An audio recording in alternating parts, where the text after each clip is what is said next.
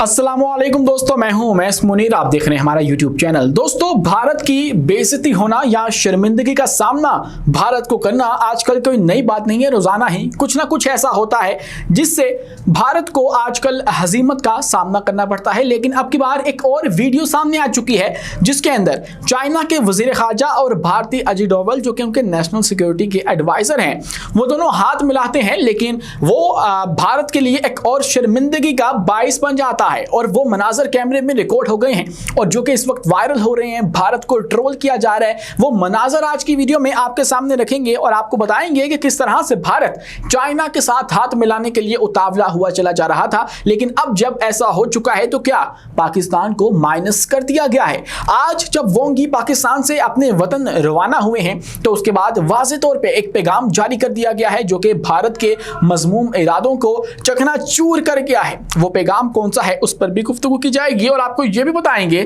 कि बांग्लादेश, चाइना और पाकिस्तान मिलकर अब क्या करने वाले हैं। क्या बांग्लादेश भी चाइना से पाकिस्तान वाले हथियार मंगवा रहा है या हासिल करने जा रहा है, क्योंकि अब बांग्लादेश के जो आर्मी चीफ हैं वकारुज़्ज़मान, वो इस वक्त चाइना के सरकारी दौरे पर पहुंच चुके हैं और 4 रोज का ये दौरा होगा। उसके अंदर क्या कुछ बड़ा हो सकता है, इस सब पर गुफ्तगू की जाएगी। लेकिन उससे पहले अहम तरीन डेवलपमेंट जो है वो हमारे इस खित्ते के अंदर भी हो रही है, हमारे अपने मुल्क के अंदर हो रही है, और वो ये है कि बांग्लादेश के एक और लेफ्टिनेंट जनरल पाकिस्तान आ चुके हैं। पिंडी के अंदर उन्होंने मुलाकात की है हमारे chairman chief of joint staff committee general Sahib Shamshad Mirza से, और मुलाकात के अंदर ये बात डिस्कस की गई है कि हम लोग अपनी रीजनल सिक्योरिटी को किस तरह से इंप्रूव कर सकते हैं, जो अपना डिफेंस है उसको किस तरह से बेहतर बना सकते हैं। और यहाँ पे आपको एक बात याद होनी चाहिए कि जो बांग्लादेश है वो पाकिस्तान के लिए एक की प्लेयर साबित हो सकता है। In the case of Indian conflict Pakistan Bangladesh को इस्तेमाल करके या उसके साथ जो है वो काम करके भारत के ऊपर 2 तरफा जो हमला है वो करवा सकता है।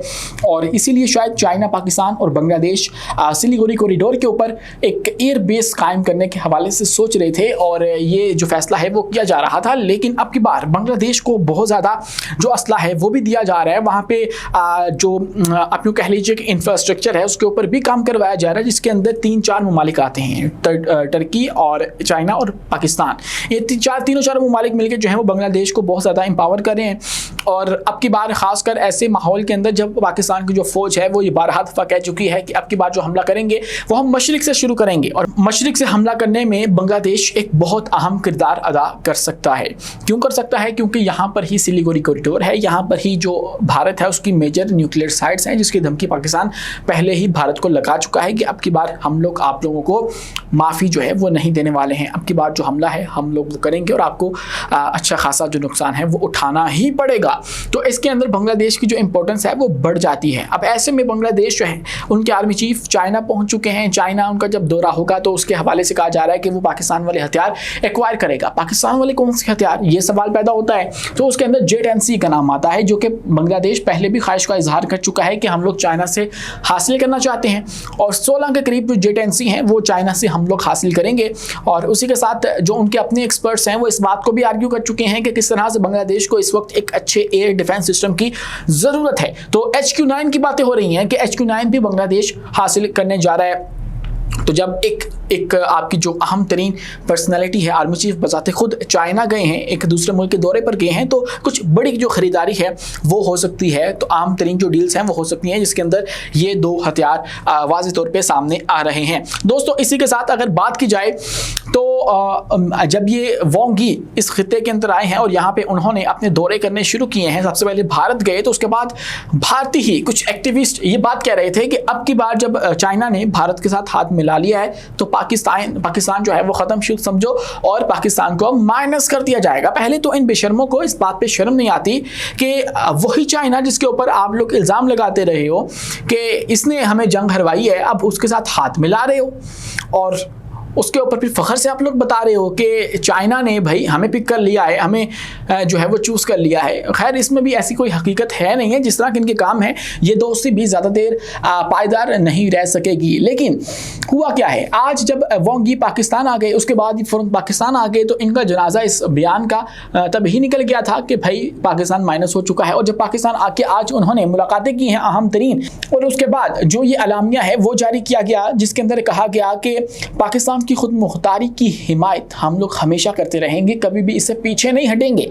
ये बाज़ाहिर तो एक मामूली सा सफारती बयान था, लेकिन हकीकतन अगर इसकी गहराई में जाया जाए तो ये एक बहुत बड़ा पैगाम था उन लोगों के लिए जो कि ये कह रहे थे कि पाकिस्तान को माइनस किया जा सकता है। ऐसा नहीं होगा, क्योंकि चाइना को पाकिस्तान की ज़रूरत है। सिर्फ पाकिस्तान को चाइना की ज़रूरत नहीं है, चाइना भी जो है वो पाकिस्तान के ऊपर डिपेंड करता है, बहुत से मामलात के अंदर पाकिस्तान के ऊपर डिपेंड करता है, जिसका जो एज है वो पाकिस्तान को है और पाकिस्तान भी उसका फ़ायदा उठाता है। तो ऐसे में भारत को तो वाज़ेह तौर पर पैगाम दे दिया गया, लेकिन इसी के साथ एक और शर्मिंदगी से भरपूर वीडियो इस वक्त वायरल हो रही है सोशल मीडिया के ऊपर। वो मनाज़र जो कि कैमरे के अंदर रिकॉर्ड हो गए और वो थे अजित डोवल के, जो कि चाइनीज़ वज़ीर ख़ारजा वांग यी के साथ मिलते हैं और मिलकर जब उनसे हाथ मिलाते हैं तो इतने एक्साइटेड थे कि उनका हाथ थामते हैं, लेकिन इतनी ज़ोर से दबा देते हैं और यूँ हिलाते हैं मुसाफा करते हुए कि छोड़ते नहीं हैं।